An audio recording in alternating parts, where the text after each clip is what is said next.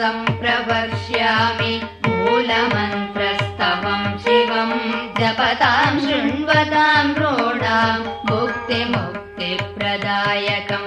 सर्वशत्रुक्षयकरं सर्वरोगनिवारणम् अष्टैश्वर्यप्रदं नित्यं सर्वलोकैकपावनम्